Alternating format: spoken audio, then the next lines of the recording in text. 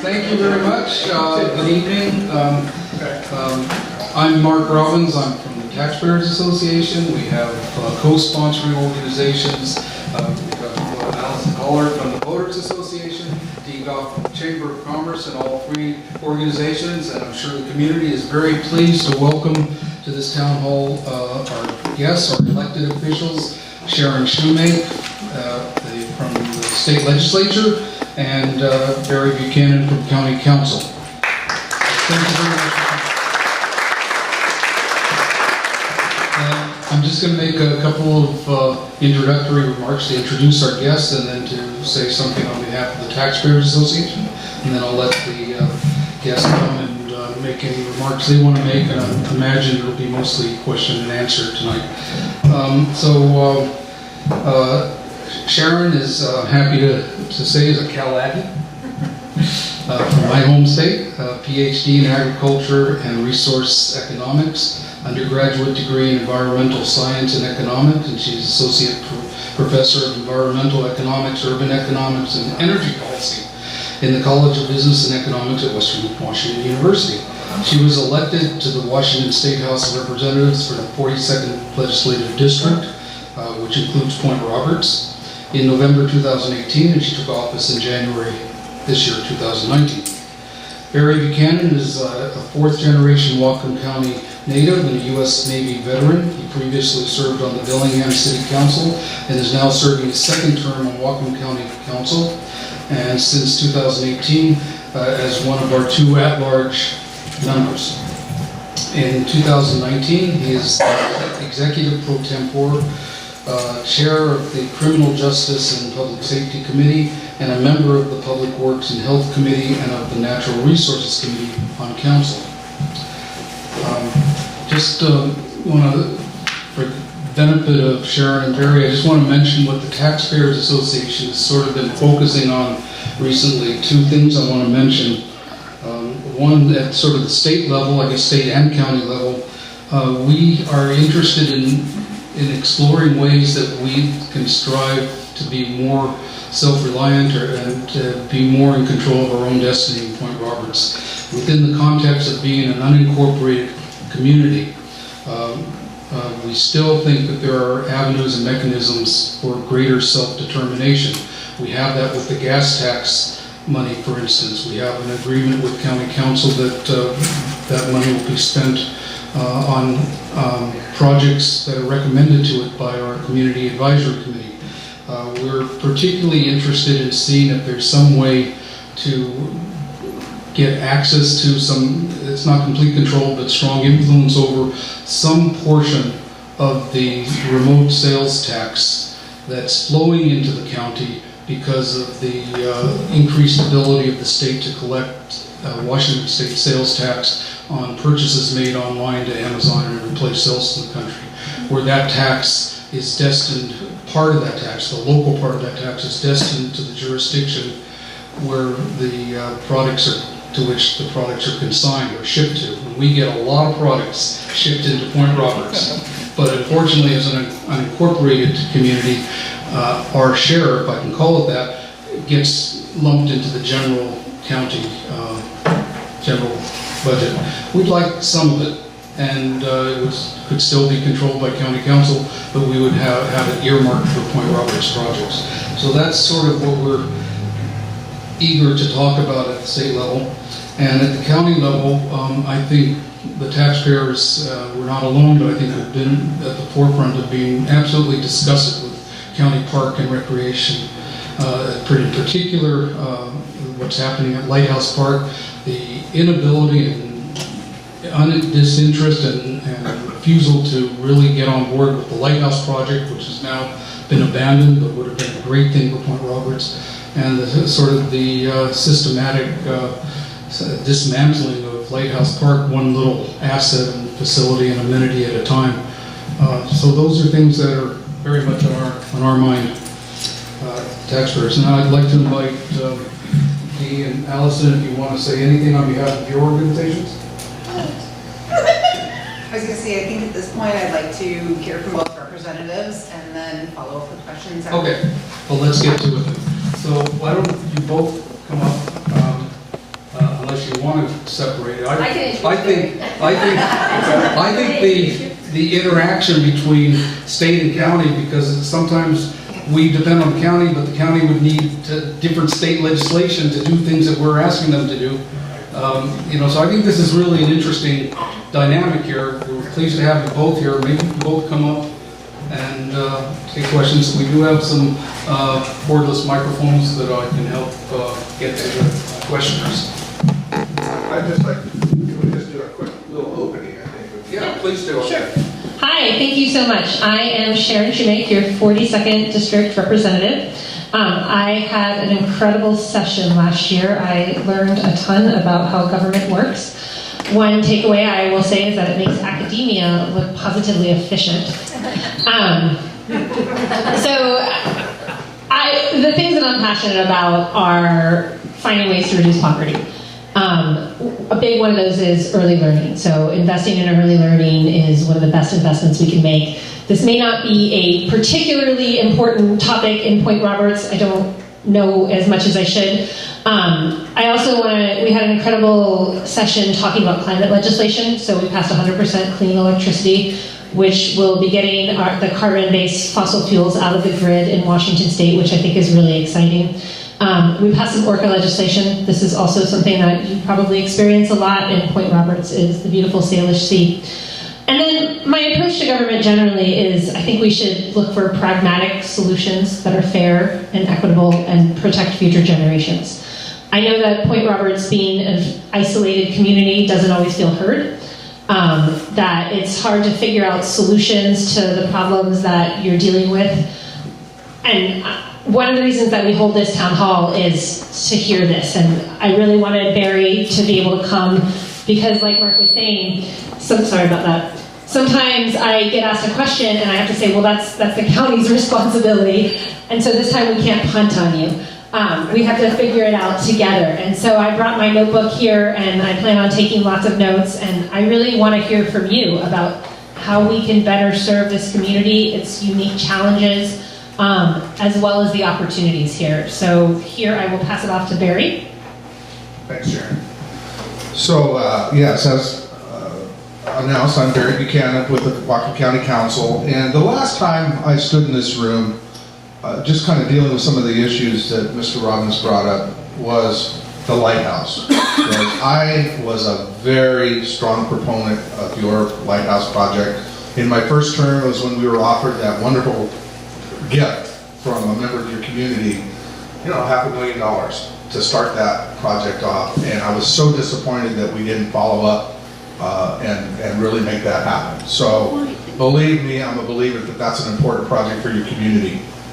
The other one is the packaging tax that he spoke of. It's a fund that the county has that I don't know much about at all, to be honest with you, and I'm glad it's been brought to our attention. I think there's a lot of needs here. I got into this business of being in elected office to help people. I know it sounds corny, but that's really what I wanted to do. I wanted to be able to take the resources that are generated out of communities through taxation and be able to put that back into those communities and to make those communities thrive. So anything that I can do and learn tonight to help that happen is basically why I'm here. So again, thank you for having us up here tonight, and look forward to your questions.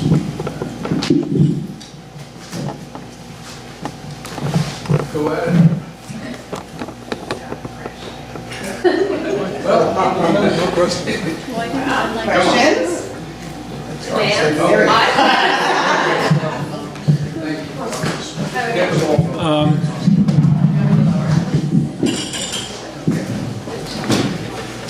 Tom O'Brien, and I'm with the Independent Business Council here in Point Roberts.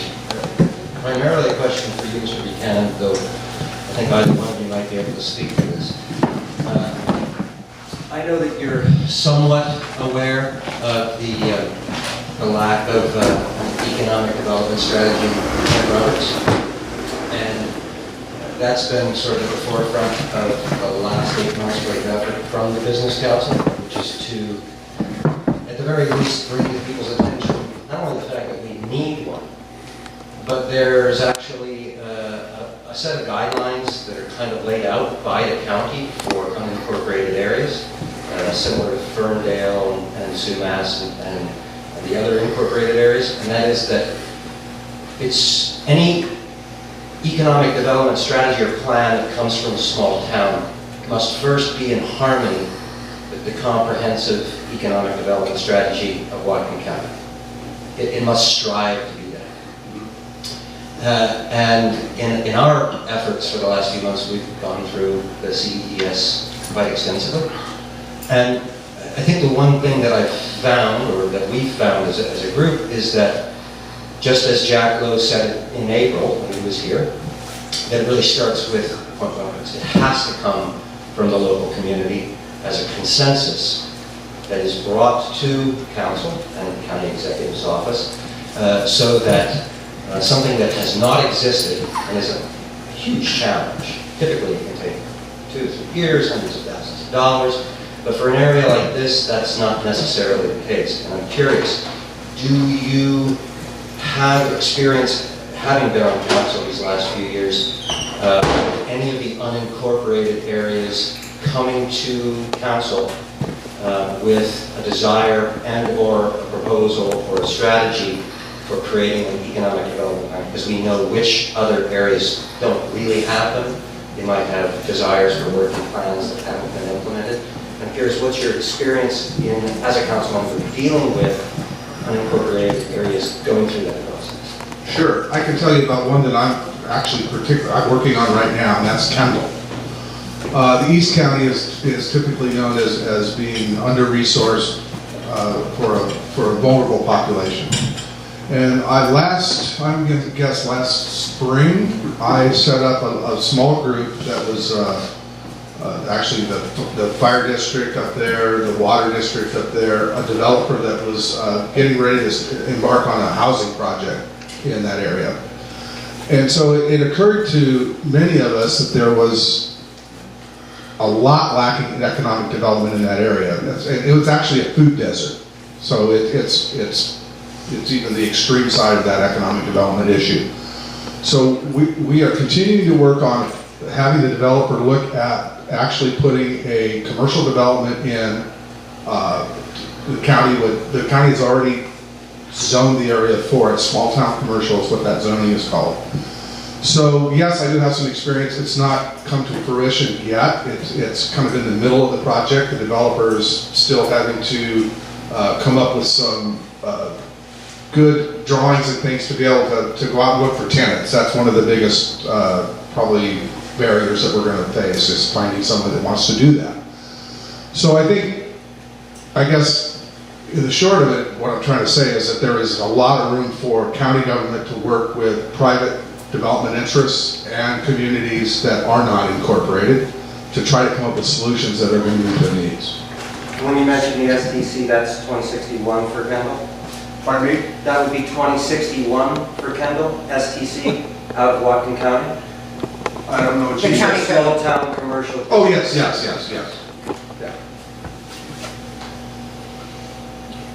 Yes. Could you pass the microphone back to them?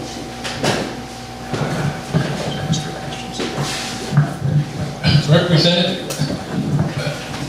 I think the big McCleary fix was just before you got to legislature. In the last session, there was some tinkering with it. I understand that the Blaine district has not done too well on the latest formula.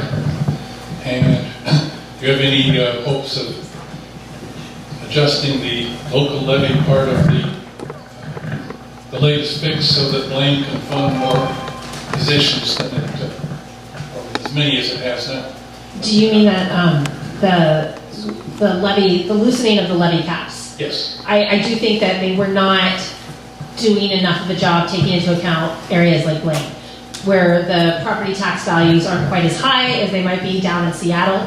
And so these levy lids aren't working for small towns. It's not just Blaine, but also Mount Baker School District also mentions this as a really big challenge. This is one of the problems that happens when so much of the caucus, so many of the Democrats are coming from Seattle, and we don't have as many Democrats in rural areas that understand that this is also a rural problem as well, and that the parameters are going to be different. I do think that it's something that we should be working on. I don't know if we'll be able to get it through this short session, but I don't think the legislators consider public education as being fixed, even with this loosening of the levy cap. Thank you. Judson Mara, Taxpayers Association. Point Roberts has a unique geographical and is isolated, creating its own set of challenges and opportunities. We are a magnet for productive people and have a proven track record partnering with government agencies and each other. Lily Park and the new library are two examples of these successful partnerships. I'm convinced we can partner with all levels of government to create a special economic zone, a special status, an economic zone that will empower us. We have proven we can do things for ourselves. So what is needed to continue this process? We need help researching what is available to us. The community wants to be involved. We need some incentives to invest locally.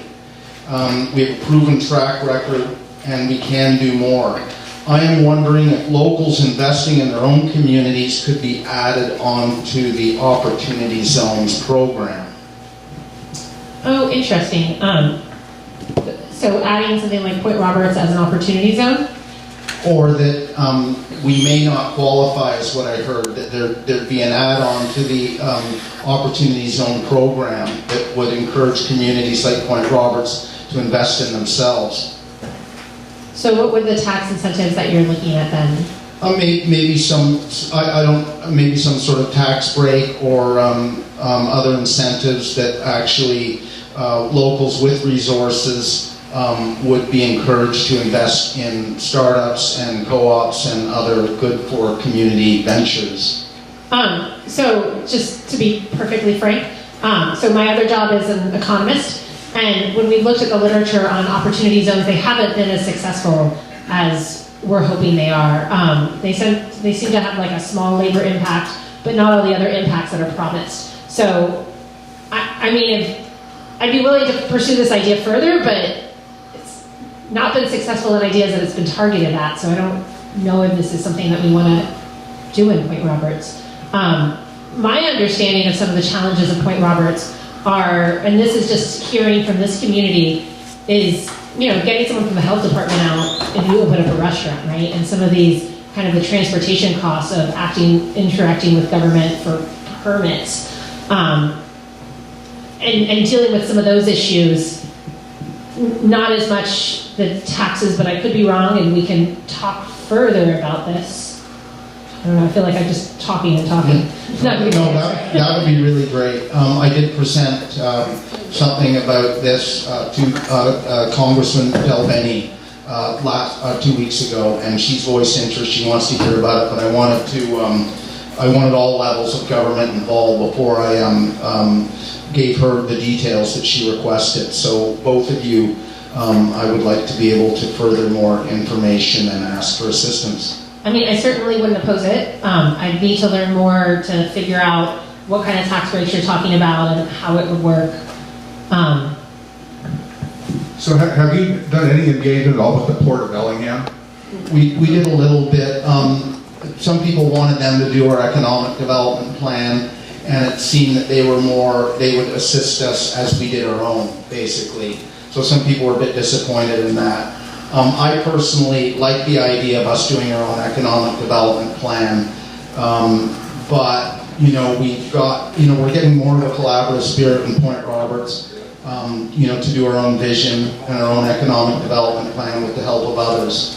So, I'm not opposed to us doing our own, but I think there are other people who would like to see partnership with other agencies, including the Port. I was just thinking maybe the Port could help start a strategy and help you kind of outline it, and then, it could be a collaborative effort between both the community and the Port. Yeah, we might be able to help get the process going so we could get going on it ourselves. I'd be happy to talk with, in fact, I'll see a Port director tomorrow morning, so I will mention that to him. That'd be great, thank you. Could I ask one more question or just say one compliment to Councillor Buchanan? I'd like to thank you guys. I voiced my concern about the chip seal program, that it was creating rough roads out of smooth roads, and that cyclists and electric bikes and scooters and all that could be harmed by it. And I just want to thank, the council and Joe Rutan for leaving the shoulders that were smooth. And I just want to say, hopefully, they could even be smoother for these type of transportations. This is really good for our tourism as well as our green transportation future. Great, I'll pass that along to Joe as well. Thank you.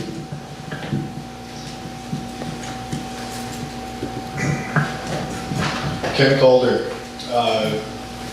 A hot topic in Point Roberts for the last 3 years has been garbage. I've been going to the meetings since the beginning and was told when I voiced my concerns about the minimum level of service that my family was out of the norm in producing less than 2 cans of garbage a month. And a number of other people voiced their concerns, and it went on deaf ears with Jeff Hedges from the county, and it ended up, we have this ordinance where we're charged for 26 cans a year. Reported tonnage, now that the customer base is up 5.5 times from what it was, tonnage is only up double, as reported in the All Point Bulletin last month. So June being one of our busiest months, and the tonnage is only up double. There is 3.5 times the original customer base. The garbage just isn't there. We're all being charged tax on each of those 26 cans. All of that tax is not being remitted to the county. The only tax that is being remitted to the county is $8.50 per ton of garbage actually disposed of, where there is a tax fee per can. And to date, my family, we're going to be putting our 5th can of garbage out for the year. And we're on track for less than 10, but yet we're being charged for 26. Now, this just isn't right. I believe that it's the mandates in Washington State and Whatcom County to try and get people to reduce waste. When you put a large minimum on people, there's no incentive to reduce. And it's a punishment to those of us that actually do produce less. And I would appreciate it if the taxes looked into this missing tax money that the property owners of Point Roberts are being charged, but it's not being passed on to the proper county fund. I would have to say that my experience with this issue is there's a mixed messages that come from your community on this issue. And one of the things that we mentioned, I think in one of our, not maybe our last time that you were in our chambers, is talking about creating a solid waste zone here. Another disposal district. Yes, yes. Because it seems to me with all these different messages that we need to hear from the voters, I think in some sort of an elected forum, electoral forum. And that was one of the things that was being kind of thought about, is how we could have an advisory vote on putting together one of those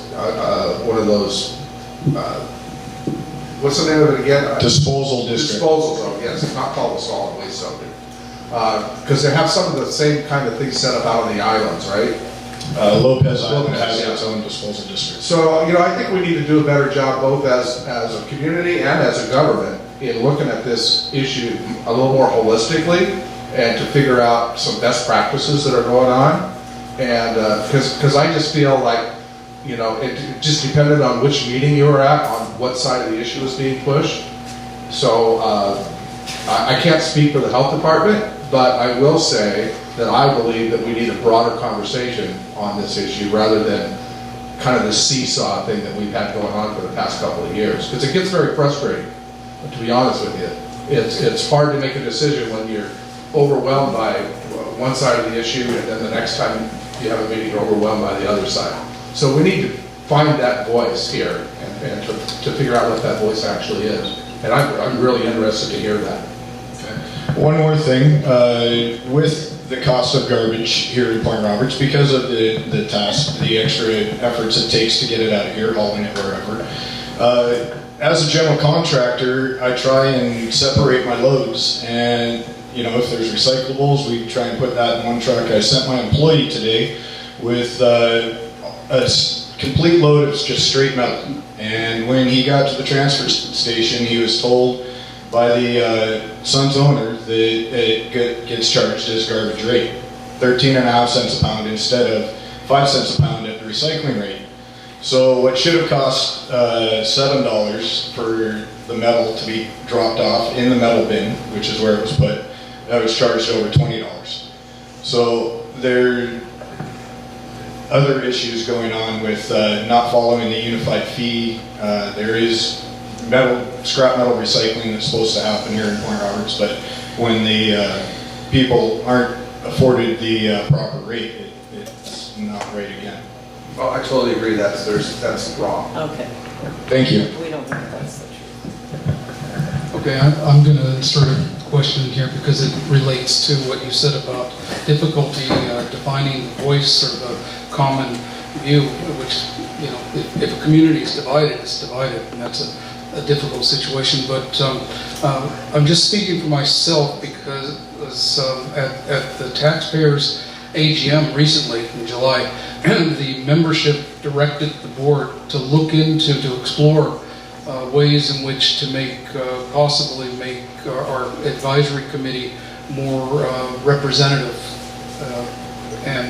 But we haven't, that was just July, we haven't really done that, so I'm only speaking for myself, because I do have opinions on it. And I do feel that the creation of the Community Advisory Committee was a good thing, was a step forward to try to have a structure, to have a unified voice at Point Roberts. But the reality is that they're all appointed. We've got 3 organizations that appoint a representative, and we've got 2 at-large representatives that are appointed by the executive. It's only the last vacancy that was filled for at-large followed a somewhat democratic process of our own doing. The chairperson of PRAC set up a process to invite candidates for that position to come to a town hall and to invite people to sort of vote, quasi-vote by email. And we made the nomination to the executive, and he did indeed appoint that person. In fact, he's sitting right here. I would like, we'll see what the taxpayers say, we'll see what other organizations say, and see how PRAC responds, but I would submit to you that for so many different issues, maybe with a disposal district, which would have to be approved by voters anyway in the end, maybe that's an extreme case, but so many other issues, if we had recommendations submitted to County Council by PRAC, a PRAC that was elected, made up of elected representatives or quasi-elected representatives, not everybody would be happy, but at least that would be a legitimate expression of what the majority thinks, and if people don't agree, they can change the representatives like in any other type of government. So that's something that we're going to be looking into, and maybe making recommendations for reforming the advisory committee. I'm glad to hear you say that, because I think any advisory committee that the council and or the executive sets up is certainly will always have room for improvement. And I really applaud you for wanting to do that. And I think it's important that you all decide on how you want to be represented. That way we can move forward with one voice out of your community, and we can take that to heart and really try to help you. So, thank you. I was going to say, this issue was brought up at the Taxpayers Association at the AGM, so it was brought in front of the Voters Association. We did make a vote through the board and actually voted unanimously that the Voters Association would like to see the PRC changed. Instead of being appointed members of different, that they are quasi-elected by the community. So that we don't have the issue of it's the same people who are getting appointed over and over and over again. It's actually the community deciding who they want to be their voice. And like any other election, if you decide that person is not representing you, well then you vote them out next time. Right now you don't have a choice. There's 3 out of 5 people that you do not get to choose. They're appointed by different boards, And at times, it can be those 3 boards that get together and say, this is what we want to do, and the 2 that are actually the at-large members kind of don't end up with a say, right? Because it, you know, I don't want to say the old boys club, but for years, it kind of was like that, because it was always the same people over and over again. But, so you're aware that we did vote on that. Thank you. Okay, thank you. I'm really glad to hear that you're an economist. Sorry. I'm gonna let her go first because you've already spoken. Yeah, please. This is just a quick follow-up to both of you. You both mentioned quasi-elected, and I'd like to know what exactly that means. Okay, quasi-elected means that, from my perspective, that we have an ordinance which really sets up for the members of the advisory committee to be appointed one way or another, and there's probably no provision to actually put advisors on a real ballot and to really, that's expensive, it costs money. Plus, from the Taxpayers Association's point of view, we are an inclusive organization that's made up of both American and Canadian property owners. We'd like our Canadian members to be included too, and usually in a formal election, local election, it would be limited to registered voters. So to describe the process that resulted in Steve Falk being appointed by the executive, the PRAC held a meeting like this. They invited candidates to come and talk to the public. The candidates did a bit of campaigning, and there was an email election set up where people sent in their preferences to fill that position. And those emails were read by a panel of people, not just one person, and that nomination was forwarded to the executive. The executive had already agreed that, short of nominating some sort of miscreant, that he would indeed be happy to appoint the person that the community wanted appointed. And just to kind of inform you of cost of an election, if it's an existing election, it's not expensive. If you're throwing your own special election, it's really expensive. But if you're part of a general or a primary election that's already being conducted by the auditor's office, it's the load is shared. So we can look into that for you. Yeah.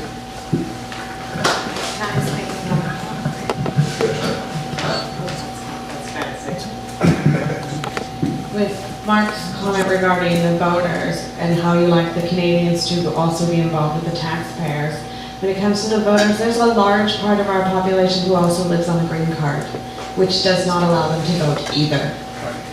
It's something just to take into consideration.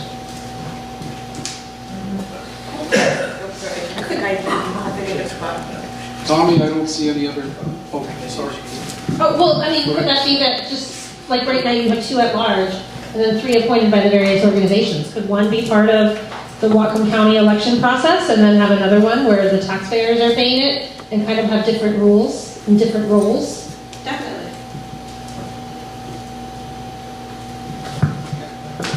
Hi, Barry and Sharon particularly. If a serious proposal came from the Canadian government to buy Point Roberts, don't laugh, would you be willing to give it serious consideration in the future? Trump wanted to buy Greenland. Right. This came long before that. I don't know if it would be coming to the State House. I'm not sure my opinion matters. If it did matter, I would certainly listen to the residents of Port Roberts. Thank you. This is something that I'd want an election on. Thank you. Barry? I agree totally.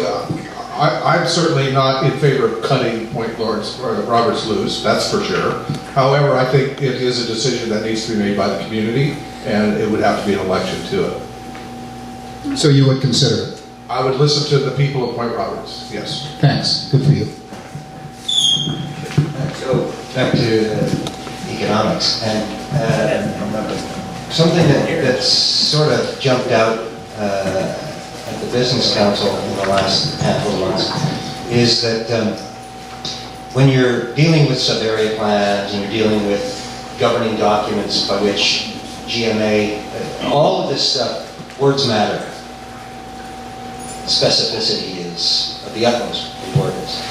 And a couple of things that seem to be causal connections in a small town is at times the lack of specificity, bandying about terms. A term that came up in the last week and has been used fairly regularly throughout is a term, self-determination. By definition, self-determination cannot actually be possessed if there is an outside influence. That's just the definition of self-determination. Point Roberts does not possess self-determination, but that doesn't mean that that which is inspiring self-determination can't be present.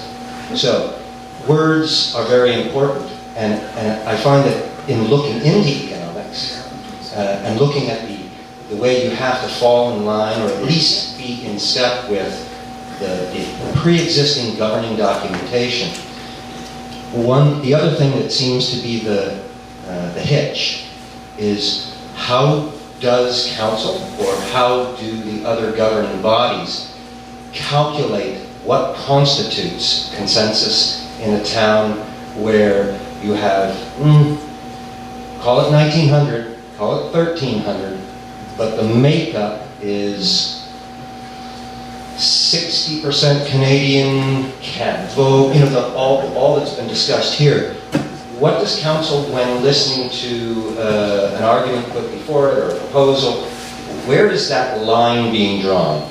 Is it 10%, 18%, 25%? Because there will always be a lack of consensus. Not everyone is going to agree. It's not going to be 51-49.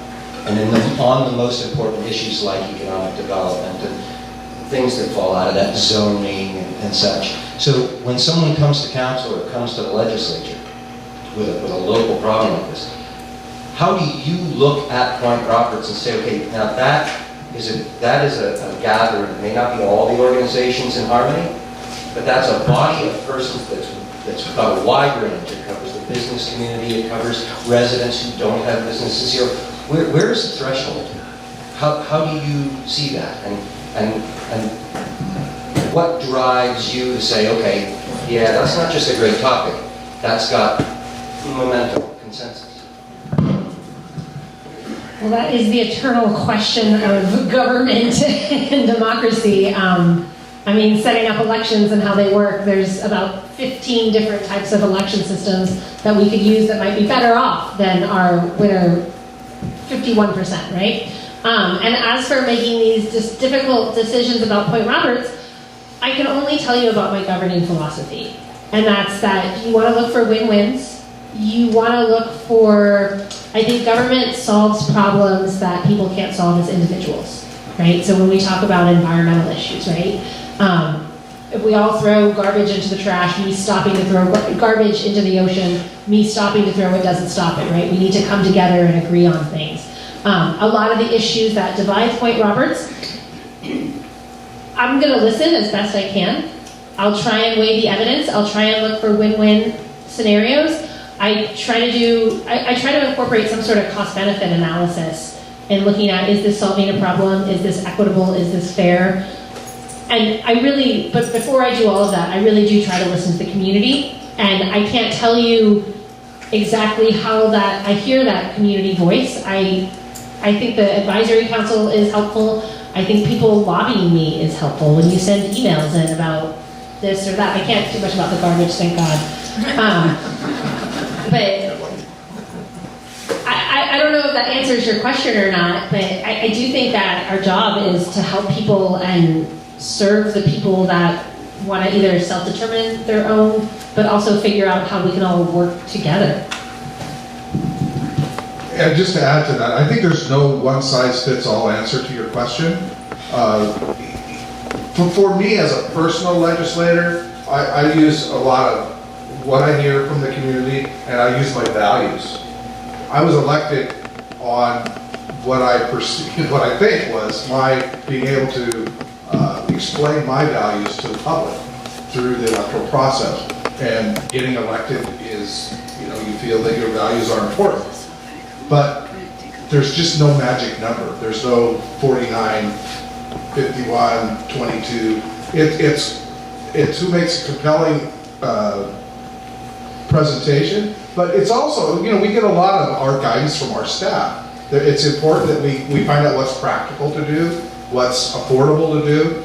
There's a lot of things that part-time folks in my line of business, we're part-time, that we just possibly can't understand or get to. So we have to rely on our staff and each other as fellow council members. But I think listening to the community is the most important thing, and then applying your values to that. And the worst thing you can do is nothing. That's my philosophy. You have to keep moving forward in some way. So it's, don't sit on your laurels, don't rest. Always try to be moving forward to make your community better and work for your people that elected you. It's interesting that you mentioned listening to people.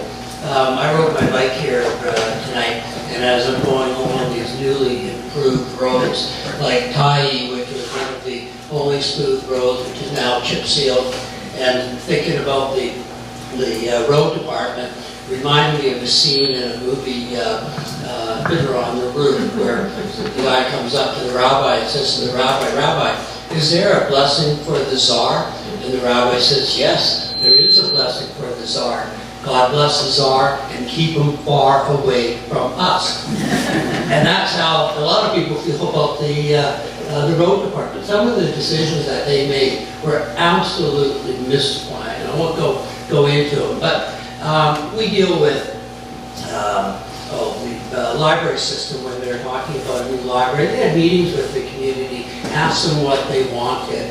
A school district just hired a new district superintendent. They had public meetings where people could say what they wanted in a superintendent. They met the various superintendents. Yet the county doesn't do anything like that.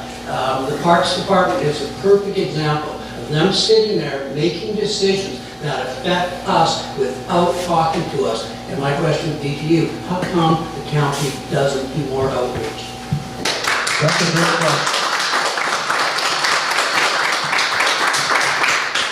So let me tell you an experience I had last year with outreach, and it was kind of a first try that the county had ever done. It was after our second failed jail proposal in 2017. We as a council knew that we had to take some leadership on the issue, and we knew that we had to start. One of the lacking features of both of those proposals was exactly what you're saying. Community outreach, listening to that community. What we did is we tried to get around, we did 6 or 7 different listening sessions to get out into the county and listen to what people thought about criminal justice. And some of I think every single spot we went to, one of the comments was always, why don't you do this on other things? And I said, hey, I agree, you know, that's why we're here. We think it's a good idea. In fact, we're trying to set one up for next month out at Lake Samish because they have some issues with voting and wakeboard votes and stuff. And it's again one of those, there's 2 enormous sides to that issue that we hear in a couple different ways. So we have to figure out how to get out to the community. Don't just sit in the ivory tower in the council chambers, but get out in rooms like this and listen to people's unvarnished opinions about those issues. And I couldn't agree with you more, and I'm an advocate to do that. And as we're moving forward with our next jail proposal, we're going to do the same thing. We're going to get out into the community itself and listen to what they have to say. Well, hopefully we'll elect a county executive that feels the same way. Okay. Well, to tell you the truth, one of the candidates for county executive accompanied me on all of those jail tours, so that particular one is interested in that. Thank you. This might be a terrible idea, but one of the things we've been talking about in the legislature is remote testimony. And I don't think that's a terrible idea. I think that's a great idea because you think about who can make it down to Olympia, and we're not hearing from single moms. We're not hearing from people with jobs. We're not hearing from a lot of the people that really need our help. But that also might be a solution for the county council, is remote testimony from Point Roberts. Barbara Brenner mentioned that years ago about having it televised so that people could actually meet remotely. But that was, do you remember how many years ago that was? Probably 12, 15 years ago, and nothing ever came of it. That'd be good for Reeves County as well. Yeah. Actually, I think one of the things that would be, sorry, one of the things that would be important is to have, if an issue of Point Roberts comes up with staff, that staff actually comes to Point Roberts and talks to us before they make decisions, before they put it on the budget, before they go to county council. Like, talk to the people that it affects first. These roads, this whole program was what, budgeted last year? And nothing was ever brought up. I mean, we have the advisory committee. Why weren't they here advising the advisory committee that, hey, the roads are gonna come up, what do you want done? When our dock was taken away from us, the parks guys came up, said, oh, we've got this great presentation that we're giving to council, we want you to, review it, tell us what you think. And we all said, no, we hate it. And the next week they made the presentation to council and our dock was gone. So it's not about council coming out here as an outreach, it's the employees, the staff, talking to Point Roberts before they make decisions for us. That's what I'm saying. Is there a microphone? It's this primitive idea of representation. Yeah, I would like to second that. I don't know how well staffed you are in Olympia, and I really don't know how well staffed you are in Bellingham. And you might say, I wish, but it's that staff community interaction that is so critical.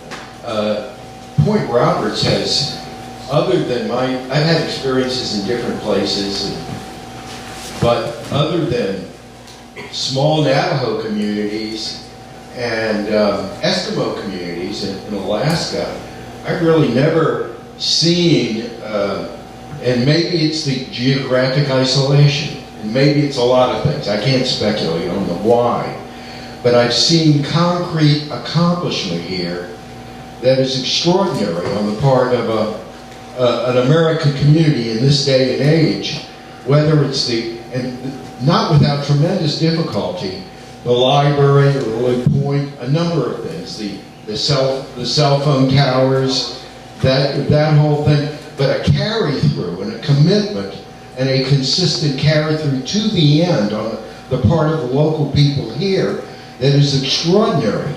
But what all of this cries out for is not self-determination or it's some kind of pulling away your independence, and it has very little to do with the differences here.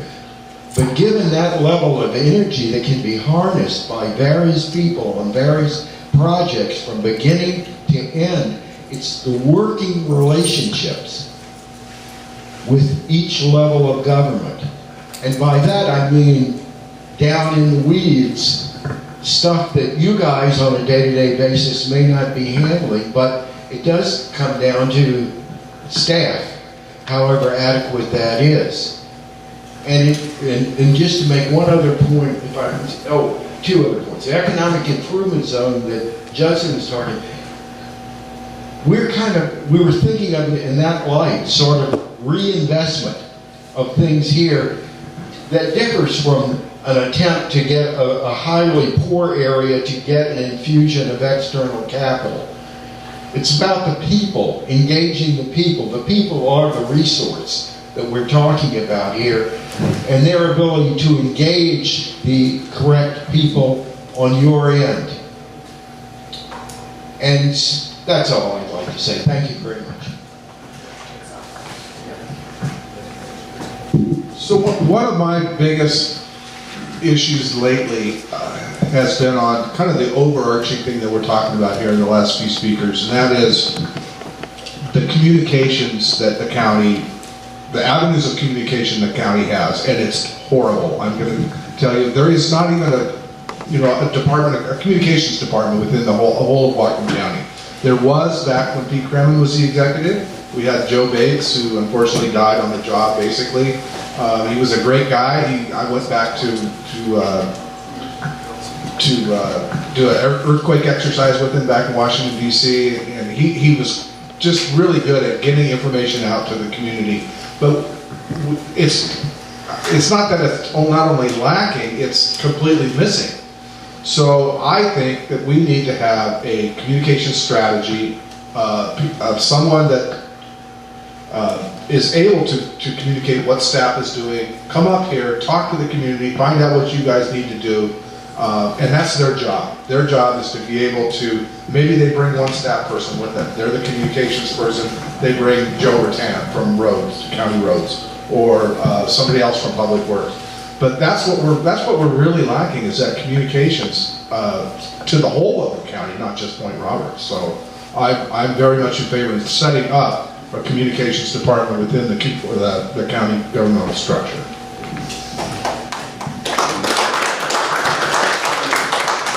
That sounds awesome. Let me know when you hear it. The council, by the way, can create departments. I have a question for you about our roads. You have made the decision to chip seal all of our perfectly fine flat roads. Are you willing and able to fix your mistake and pay the extra funds it would take to make them flat again? I would certainly look into it. I mean, I'm pretty far removed from that level of detail, but I would be happy to look into that for you. And also another comment on that. I've lived here for my whole life, and I've noticed that we end up with actually more divots, bumps, and potholes in all of our roads that are chip sealed. We have never had a pothole on any of our flat roads, so that is also something to take into consideration. It doesn't stay well, even though that you say that it is cheaper to maintain. It actually is not. Good point. Wait. You're getting a lot of comments about roads today. And I have another one. I'm fairly new to the point. I'm not a lifetime person here. I've been here a couple of years. And I don't know what the status is, but I've been very interested to know. We've got new roads, chip seal, whatever the story is. But we have a lot of walkers and riders and horseback riders. And I understand that we have a very large fund from taxes for transportation. And I'd really like to see us use it for sidewalks. Is there anything happening about sidewalks in our county for Point Roberts? That would be something I'd have to follow up on to see. I know right now we've had our transportation improvement program introduced to the council, but at a very broad level. We haven't voted on it yet, so I will look into that in more detail and try to find out, where we're at in both bike and ped programs for up here. Can I just make a comment before I go to the next speaker?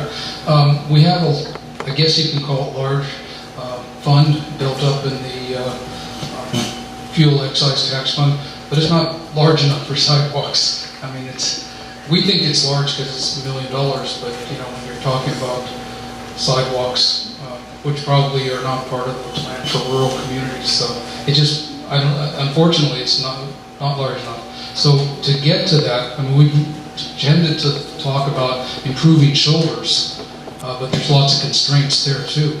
Just the work, how wide you can make them, and what type of surface, and all the drainage issues and all that. But I think to really improve the shoulders or sidewalks, or get something that's usable off the road for pedestrians and cyclists, probably would cost a lot more than our fuel tax fund could cover. So, can I ask you one question? Do you guys have any interfaces with the county's bike ped advisory committee? I did, and I told them about our chip seal, the chip seal looming problem coming, and they hadn't had to deal with it anywhere. No other community had stood up and said we don't want it. So what I did is a certain amount of research and found out there was smaller chip seal, and then I went to Rutan, presented it to him. He said they had reduced the size from 1/2 to 3/8 inch. I tried to encourage him to go to 1/4 inch and to keep the smooth road smooth, and had no luck except for, as I said before, keeping the shoulders smooth so they could be made into multimodal ways. Back to Kenny, I think you were No, I just Before, just just on the topic of, I am a bike nut. I totally hear you on smooth roads and the importance of smooth roads and making sure that we have really good infrastructure. There's two pieces of legislation that I'm hoping to introduce next session. One of them might be particularly important to Point Roberts, and that is Oregon has a scenic bikeways program where they can designate a bikeway as kind of a scenic, beautiful thing, and then we do a little bit of kind of promotion of it, and then if you go onto the, I think it's called Oregon Scenic Bikeways, you can see what they're doing, and we'd like to do something similar for Washington State. And what this program really needs are local champions. So it's a local organization that promotes this, that suggests it, that creates the bikeway, and I think something around Point Roberts could be really cool. This could be a source of economic development. I've been thinking about it in terms of, we spoke about another community that kind of gets heard less, which is Kendall, and they're trying to build a trail there. But there could be opportunity in doing something like this in Point Roberts. The other thing I heard was an electric bike, and my second favorite bill is we're trying to, I have an electric bike, I think it's transformative. I made Barry ride it before I got elected, so the council would know how good bikes are and want to promote more of them. What we're doing is we're doing a sales tax exemption, hopefully, for electric bikes. We spend all this money on electric vehicles. An electric bike gets you, it's a 40th of the cost, doesn't contribute to congestion. And right now there's this tension, and this might be more of a Bellingham thing, between the mountain biking community and the electric bike community, where they think that electric bikes are cheating. No, man, I'd rather have more people on electric bikes than cars, right? And I think that having the state say that this is something that's valuable, that we want to support, is even more important than the $200 you might save on sales taxes. So I'm really excited about this, and I hope more people in Point Roberts get excited about electric bikes, because they really flatten those hills.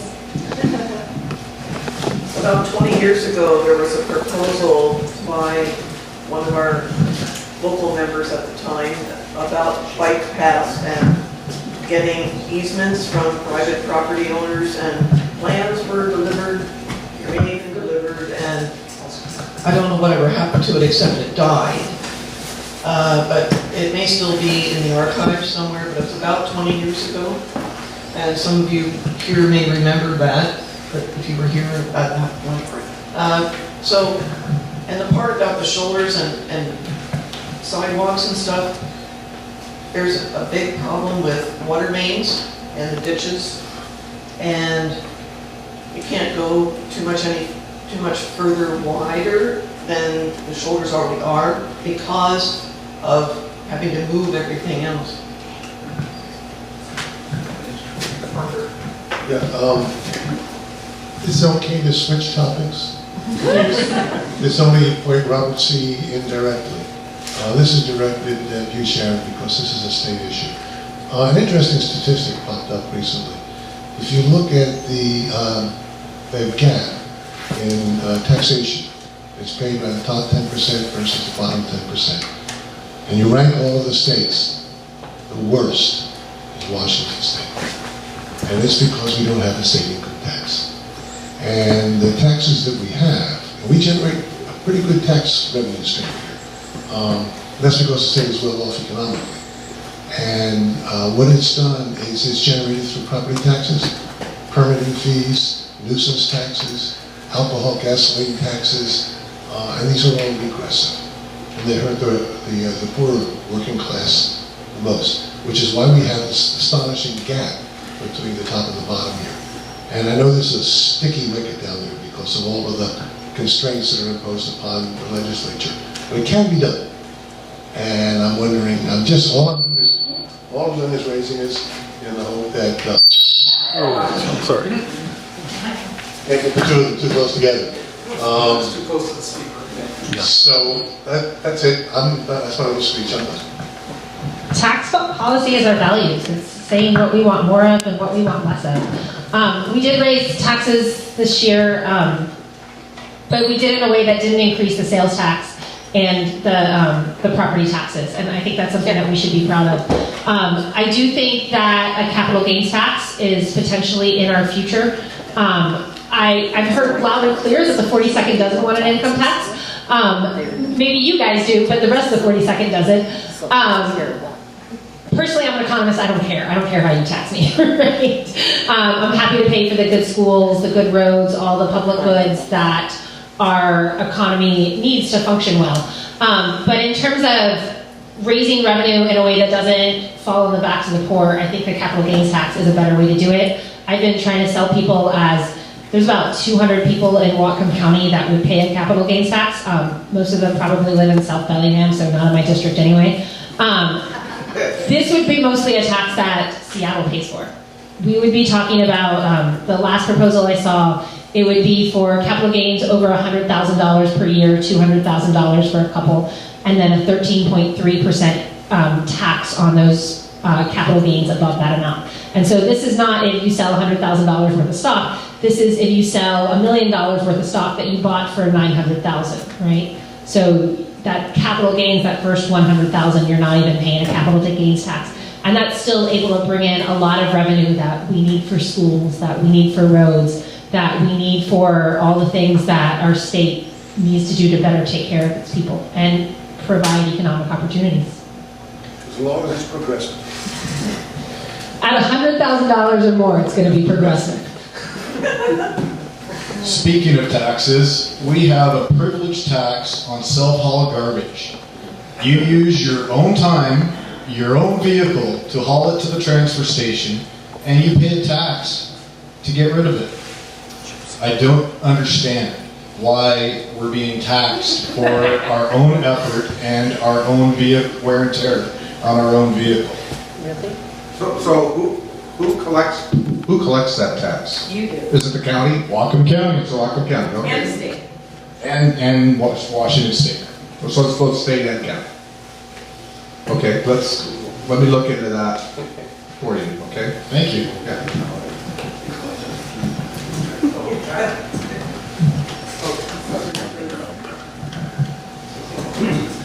Just a comment on the road and the walkways along the road. The first problem that your county engineer is going to take on is the ditches. Because you can't expand like Madeline was talking about. You can't get a walking path along there because the ditches are more like tank traps. And I worked for the Forest Service 35 years in roads and things like that. And it's just,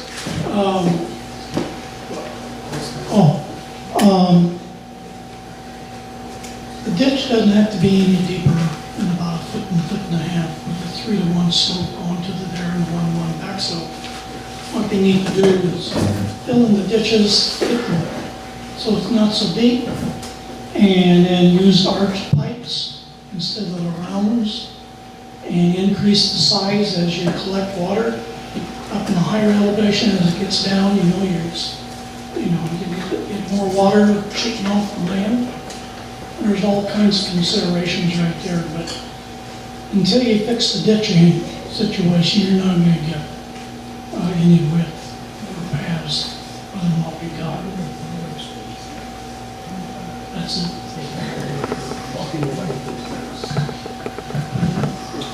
I need a microphone. So, just on the ditching thing, something interesting that came up last year, which we looked at, is Public Works every year that cleans the ditches. And they drop that material off at the Public Works yard, which is next to the transfer station. This year was a banner year. It was over 3,300 yards. That material sat there for an extended period of time. I think it was 6 months or more. It was not tarped. It was not surrounded as any development would need to do. It was a bit of a waiver situation. Notwithstanding that, we contacted Public Works and wanted to know a little bit more about the process and how we could change that. Because this is resource material. We've got landscapers, we've got contractors, we've got a whole host of folks here who could use that, gardeners, who could use that material. At first we were told that it had been affected soil, that it was contaminated, heavy metals. So we asked them to present the documentation that was scientific and backed up. Then they backed off. They said, well, actually it's not. So we said, well, how do we operate with this soil staying here in the community so that people can get on a list, they have to fill out an application. Public Works does one operation, Planning and Development does one operation. Planning and Development's threshold is 50 yards per property. Public Works, Planning and Development's 50 yards, Public Works is 250 yards for the same scenario. They come out, county sends somebody out, checks your property, make sure there's no wetland scenario, make sure that there's never been any fill there before, and you're entitled to that stuff. It'll be delivered to you by a county truck. The numbers that we did, we pulled all the data, all the records from the department, and we found out that the last 2 years running, the average annual cost for the operation, trucks, transportation, and all that, was somewhere in the neighborhood of about $90,000 a year. Some years were higher, some lower. We're waiting for the records on this last year, but the amount of material was almost twice as much as before. That's a lot of material, that's a lot of capital, that's revenue that disappears. Or saved revenue, like saved cost. It's economic at its core. Is there a way that we can work with county council to work with both Public Works and Planning and Development, not to use all of this cross-border traffic with vehicles, double tandem vehicles, which is of course not in the best interest of the environment. It's not in the best interest of cost savings for the department. They can redirect those costs elsewhere. And we've actually had pretty good response from Public Works, but they say it's legislative in some facets because of environmental standards and so forth. I'm curious, is that something that would, does it tip you off to certain things that are state legislature driven things that might be an impediment to sort of reversing that trend and redirecting that stuff, keeping it here so that businesses, contractors and so forth, landscapers can utilize soil that's already been established not to be contaminated? It's actually really great soil. And how can council help maybe smooth the way so that between the three departments, the community could actually get on one page and not have two separate applications for two different projects and save the county hundreds of thousands of dollars and save the environment with not having these trucks be here doing that. It's also the cross-border issue of paperwork, and the trucks have to be cleaned before they go across. There's a lot of labor involved. You can eliminate some major costs and kick it back to the community for a considerable saving. That's a very, very interesting question. Very detailed question. I'll definitely look into that because I think you make a really good point, especially about how much it costs, the environmental impacts of hauling things back and forth, just the time spent, the wear and tear on vehicles, and you name it, it goes on and on and on. So I think that's something that needs to be looked into. I don't know what the soil, the condition of that soil would be in ditches next to... We already got it from Public You Works did. and Planning. They signed off on it's not being hazardous. It's not hazardous from any road runoff at all. None whatsoever. Okay. So that was an issue that was easy to put to rest. Do you know what the ultimate destination is for that material now? Yes, I did. What is it? It's the Cowell yard. So the Cowell yard, I can't even tell you the details. They're taking full loads, the dump trucks, of this rather nice soil. They're paying Cowell $40 a load to drop it off, and he's in turn cleaning it up. He puts it through a sifter, kicks the same load out for $400 a pop. Yeah. So they're doing the roads. They're actually the company that's been hired to do the contracting of hauling the chip seal material here and back and forth. It has nothing to do with them as an entity, but that they have been doing that, using that yard for, I think it's 16 years now.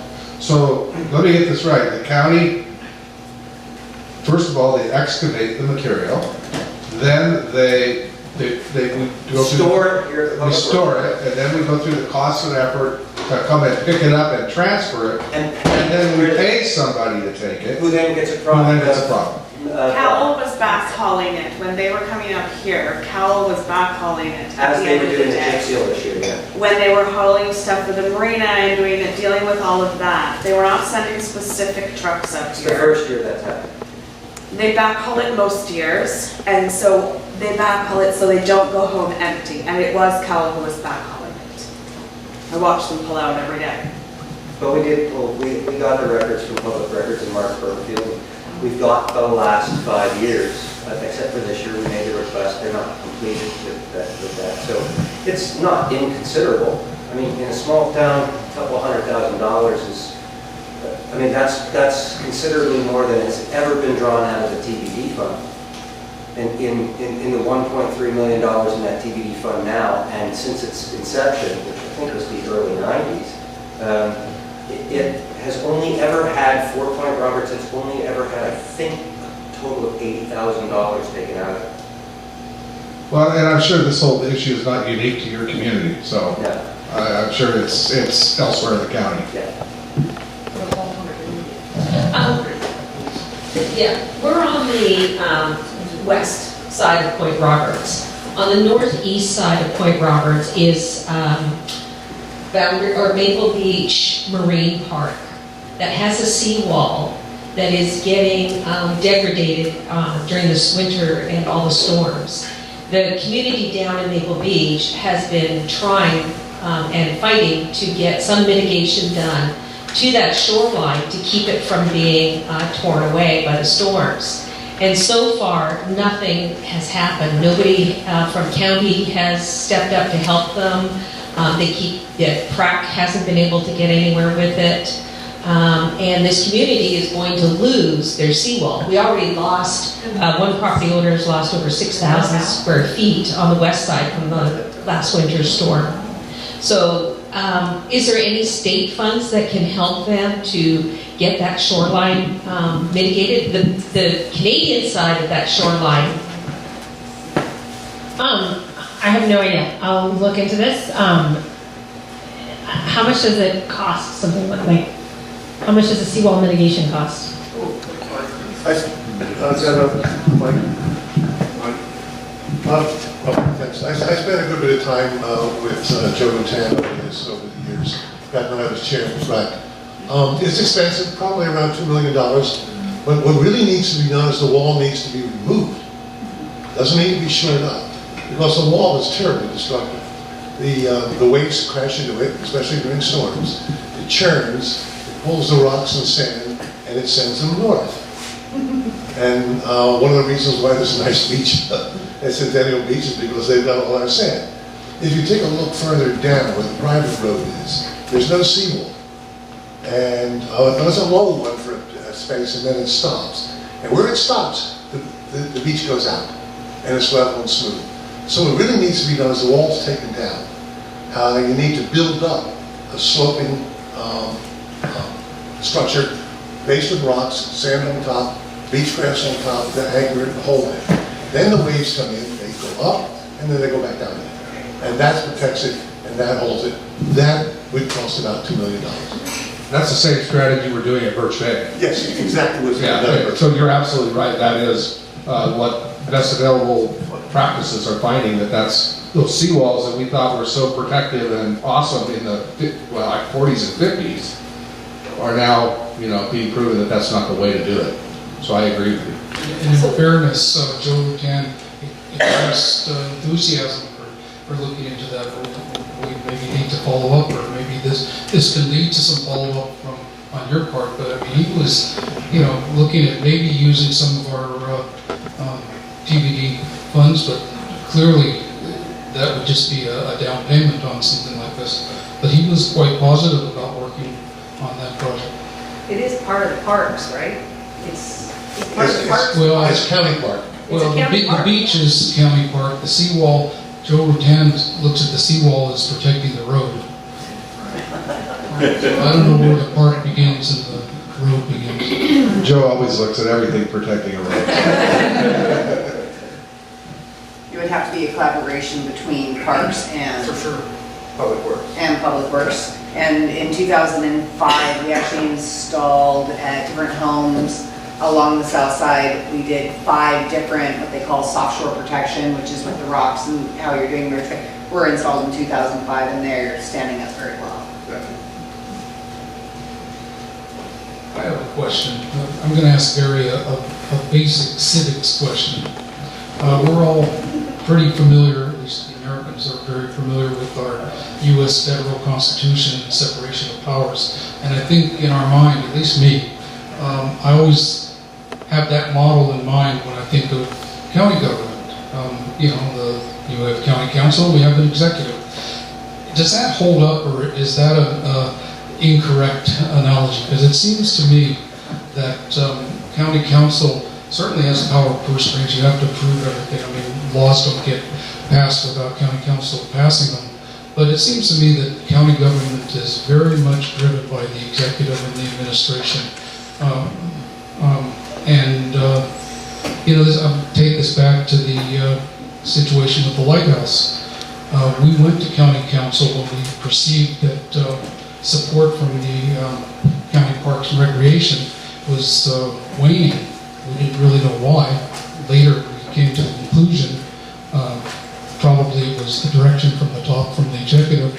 But we came to county council. County council passed unanimously a resolution saying that it supports the lighthouse, and it directed county staff to work with the Lighthouse Society to make it happen. They ignored you. They blew you away. They did not do that. Do you not have any authority over the administration? When you talk about resolutions, the resolutions has no force of law, right? It's a resolve of the council. This is what we would like to see happen. We can't direct staff. We can only request that the executive direct staff. It sometimes gets frustrating. I will say though, a lot of it depends on how much the executive branch allows the legislative branch to interface with staff. That's a huge, huge deal. And I will say, Executive Laos has been, with me anyway, has been very good about that. Because I'm pretty deeply involved in the whole jail project right now. And I have almost unfettered access to staff, which really helps bridge that gap and makes that, yes, there is a separation of powers, but there's a lot of opportunity to work together. And that's what I am always looking to do, is to collaborate with the executive branch and have us work together on things. But it's unfortunate the way the whole Lighthouse project unraveled. And I was very disappointed in that. If we were to somehow be able to enact an ordinance to that effect on that project, now that's different. The executive has veto power over an ordinance, but if we have a 5-2 advantage, we can override a veto. So it takes an ordinance to really direct the administration to do something. But does that ever happen? Is that the way Whatcom County government functions as a Not usually. Okay. No. But that's not to say it couldn't. How are the executives selected? Do you have the right to fire them as a council? No. The executive is publicly elected countywide, just as my position as an at-large council, I'm elected countywide. Now we have district-only voting, so there's the district folks, they run in their own district. But we will have a new executive in January. Correct. Any other questions, comments?